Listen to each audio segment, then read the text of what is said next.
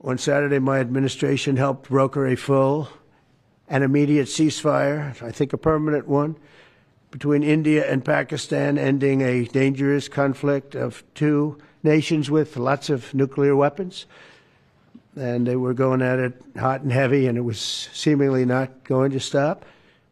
And I'm very proud to let you know that the leadership of India and Pakistan was unwavering, powerful, but unwavering in both cases, and having these, they really were, from the standpoint of having the strength and the wisdom and fortitude to fully know and to understand the gravity of the situation.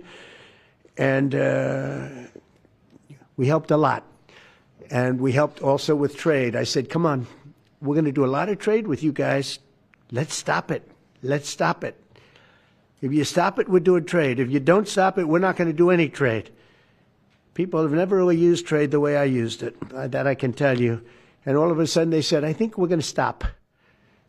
And they have. And they did it for a lot of reasons, but trade is a big one. We're going to do a lot of trade with Pakistan. We're going to do a lot of trade with India. We're negotiating with India right now. We're going to be soon negotiating with Pakistan.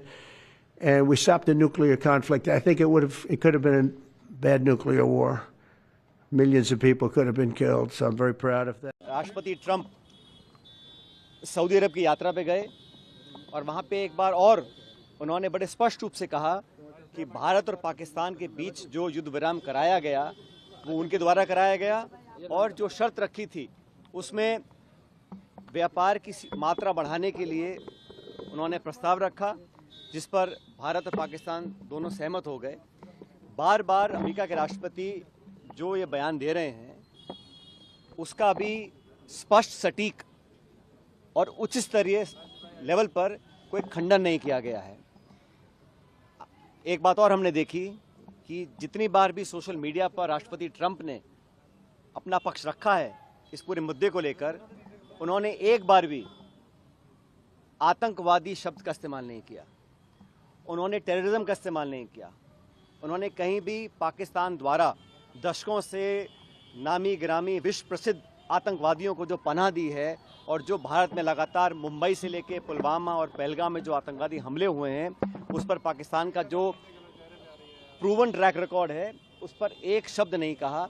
और आश्चर्यजनक बात यह है, most surprisingly, वो कश्मीर को बीच में लेकर आ गए। हमारे 26 निहत्थे सैलानियों को मौत की घाट उतारा गया, भारत पर आक्रमण बोला गया। बजाय इसके कि उसकी चर्चा वो करें, उन्होंने बेवजह कश्मीर मसले को हवा देने का काम किया।